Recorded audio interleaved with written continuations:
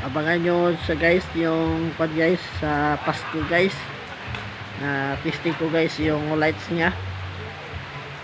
Umuulan namin sa yung Pasko, darating yung Pasko. Yan guys, bili ko yung extension wire niya guys na 6. Yan,